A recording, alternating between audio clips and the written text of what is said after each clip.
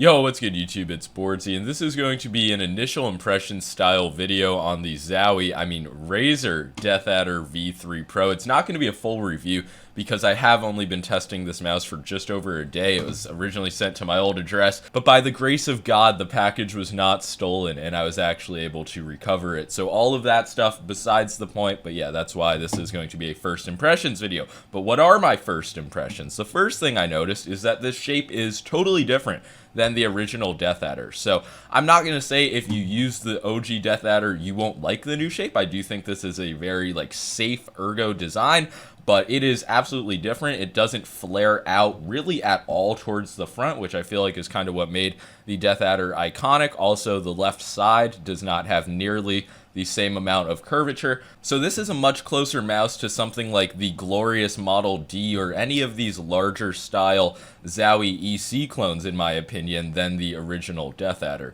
Another change with the Deathadder V3 Pro is that the button grooves are a lot more subtle than they were on the original Deathadder V2 Pro. So I guess that is better for alternative finger placements, but honestly I feel like good button grooves are kind of nice because they just get your fingers feeling locked in. And overall, the new Deathadder just has a higher profile feeling in your hand, whether you claw or palm grip. It's just going to feel distinctly less flat than the original on the top. But the main takeaway is that the Deathadder V3 Pro is a very large mouse, and it has been modified to be a lot more safe for different finger placements and just a bit less aggressive of a shape in general. I also think they'll be able to make a better mini version, like a scaled down version of this shape, than they were able to with the original Deathadder shape, because the Deathadder V2 Mini has to be one of the worst mice ever made, but I feel like a mini version of the Deathadder V3 could be a really good small ergo mouse. But yeah, getting to weight, this thing weighs 63 grams, so it is in the low mid 60s, and that is a really good weight for a mouse of this size. Obviously, not going to be any issues with weight balancing. It feels very balanced and easy to move in hand. And it is a pretty massive decrease in weight from the Deathadder V2 Pro, which was 88 grams. So this being in the low 60s, coming from the high 80s, it's definitely a really big difference you can feel in hand. I feel like this mouse is going to be the super light, but for people with big hands and who prefer ergos. Really, from the first time I put my hand on the mouse, I was like, okay, this feels pretty close to some EC clones I've tried in the past. It's a good weight.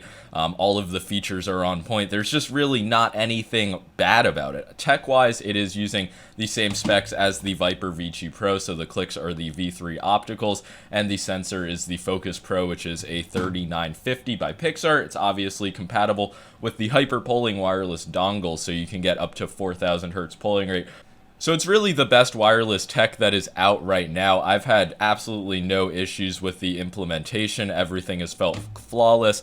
The click quality is really good. I'll do a sound test.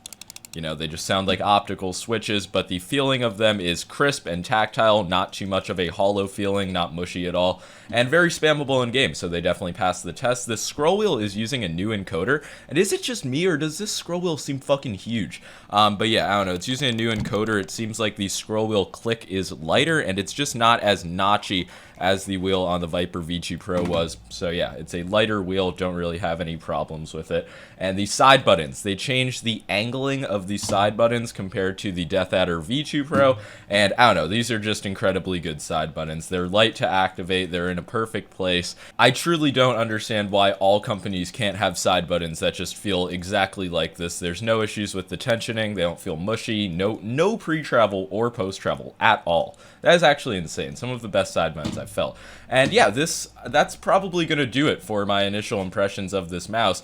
The build quality, I guess that's one thing I didn't talk about. It's really good. There's no creaking, no flexing, no rattling. This mouse just feels really fucking solid at the 64 gram weight. But yeah, I will be making a full review of this mouse, so do make sure to like and subscribe for that. It will be dropping in the next week, where I will probably be giving it the seal of approval unless something massive changes, because I don't know, this might just straight up be the best ergo mouse on the market right now. But in the full review, I will do in-depth comparisons to some other popular ergos. So yeah, make sure to subscribe so you don't miss that. But so far, I'm just very impressed with the Deathadder V3 Pro. Fuck. Peace.